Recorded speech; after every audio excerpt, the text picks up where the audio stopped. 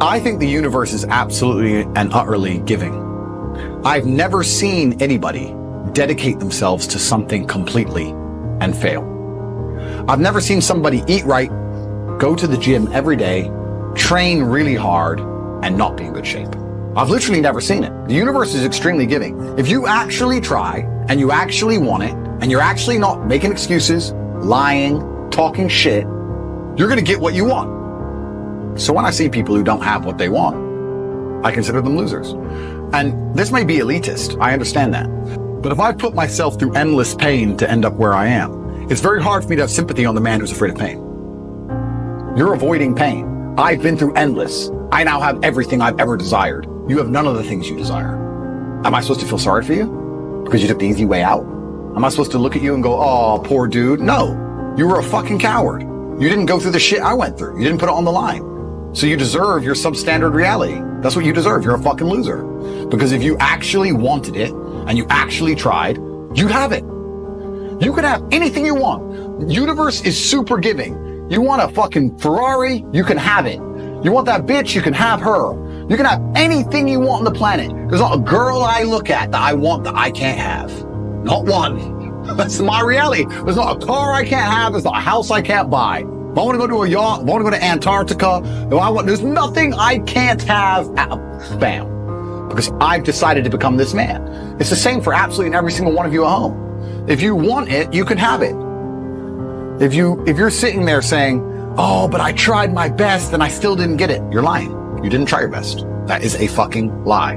The universe gives it to everybody who genuinely tries. And I know that to be a fact because this world's competitive. We're all competing against each other. And the majority of people don't try. Like I've achieved this amazing life and I've tried very, very hard, but it could have been harder. I mean, was it that hard?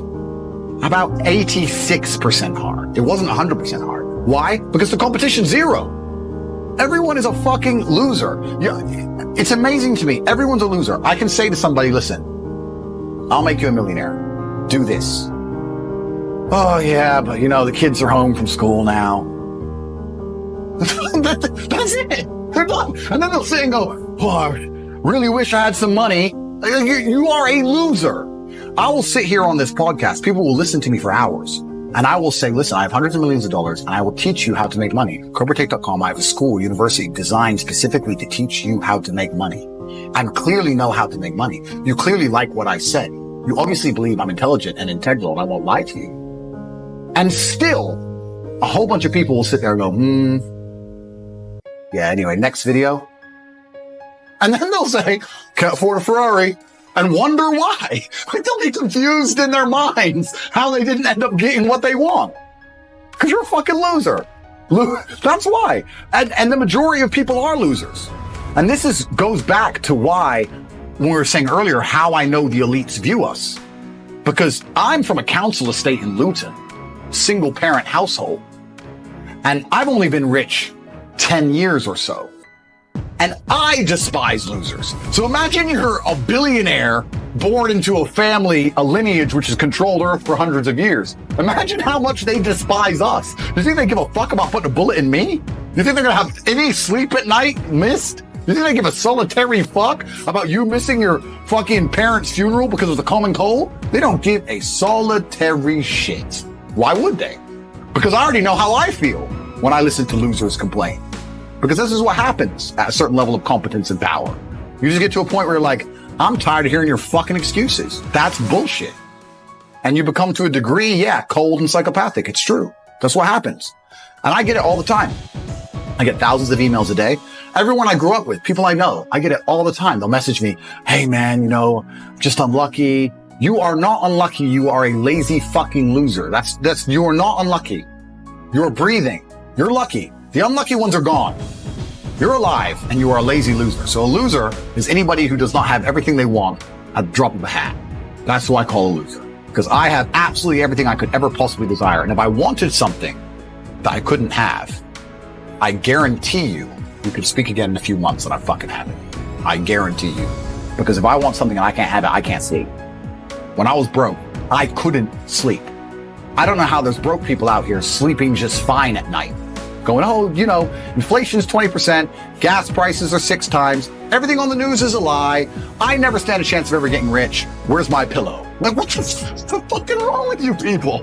I go to bed at night as a teenager and think, I looked it up on the internet.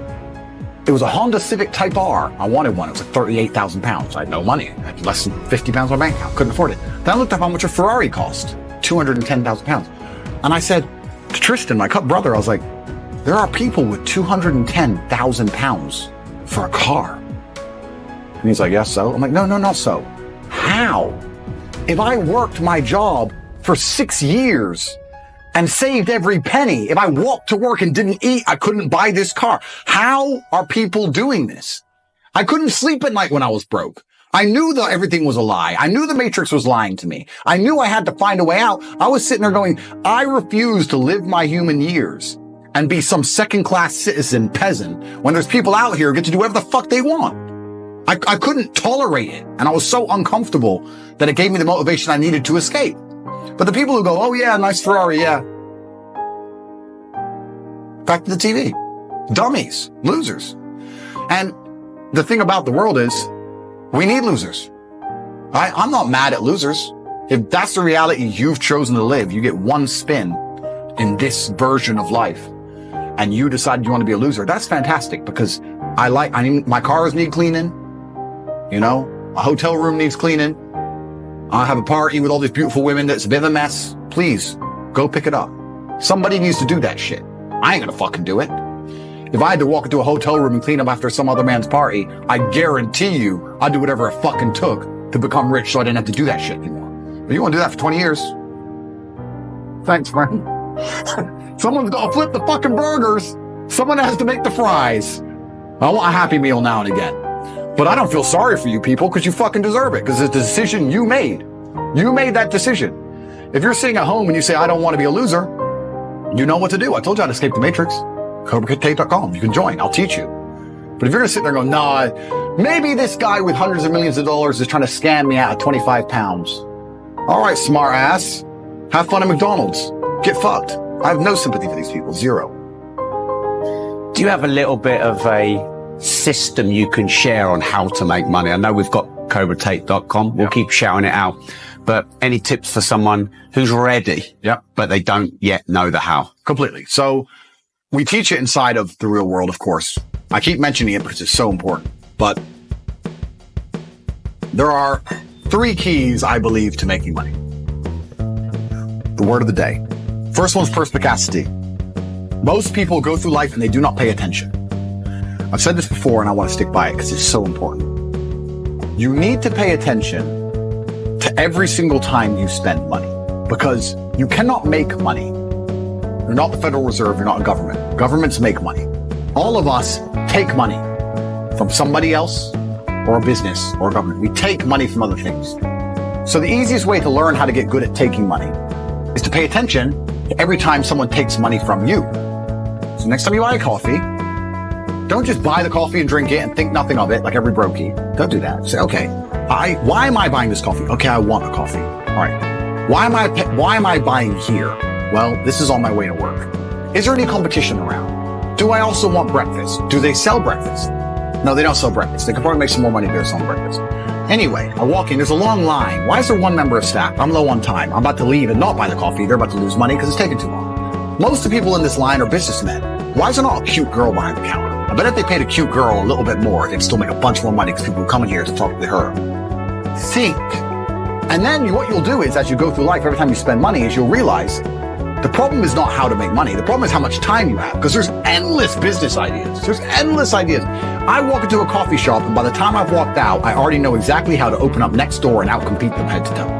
I already have worked out how much is the rent, where are they fucking up, what are they not selling that they should be selling, what are they doing good, what are they doing bad, this chair is too hard, I'll wreck them. And I'll send it, and now my network is so powerful, which is the second point, network, I can send a few messages on WhatsApp and make a bank transfer. And 2 months later, there's a brand new coffee shop next door with my name on it, putting them out of business. So the first thing is you have to pay attention. Because if you pay attention, you'll start to learn that money is everywhere. Every building is owned. Here's a skyscraper. Billions. Every apartment nowadays is $1 million.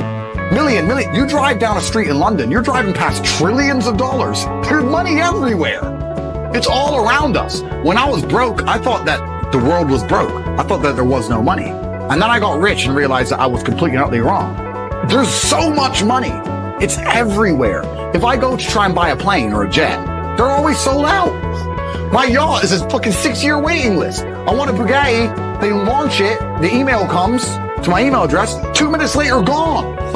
There's so much money. If I want a diamond watch, or $1 million watch, or $1 million Rolex, you can't get this stuff. There is so much money out there. Once you get to a certain echelon, you realize there's money fucking everywhere. So there's plenty of money in the world. People with no money are just not very good at taking it. So you need to start paying attention. It's the first thing. Second thing is network. It's hard to make money if you don't know anybody who has money. If you sit in a room full of ice cream experts and all they talk about is ice cream, how to make ice cream, the different flavors, how to store it, how to move it, how to sell it, even by accident, if you hang around with these people long enough, when someone asks you a question about ice cream, that's what you're gonna know the answer. You're gonna say, you know what? That's because it's pistachio, and that needs to be 2 degrees higher than chocolate. And you're gonna look like a smart ass. So if you sit in a room full of people who are making a bunch of money, everyone understands this. Your network is your net worth. You're the sum of the 5 people you spend the most time with. Everybody understands this. And then they still hang around with fucking losers. Because they're dummies. You're right. I am the sum of the 5 people I spend the most time with. Anyway, this is my friend Nick. He's so funny when we go drinking because he gets really drunk. Losers. I don't talk to anybody who is not winning. Everybody whose every phone call I will answer, if I answer a phone call, it is from a winner. I don't talk to losers. Everyone I talk to is rich. Everyone I talk to is making money. Everybody. If my entire reality is full of multimillionaires making money, how am I not going to make money? And this is why network is so important, is because it's the same reason that wolves hunt in packs. If you're a lone animal, you have one set of eyes. But if you're a pack, you're watching every single angle, every single side. Perhaps I might miss something. I'm as perspicacious as possible. But one of my friends identifies that the war in Ukraine is going to change and the Russian ruble is going to pump. You can make a bunch of money on a Forex trade, for example. I may not have noticed, but he'll notice. Now I've made a bunch of $1 million for getting a text message, right? Because I have friends who are paying attention. All of us are paying attention. So your network is super important. That's another thing. We'll go into this because I have something called the War Room, which is also on curate.com. I'll let people read for themselves, but that's my private network. And we specifically talk about money and a few other things.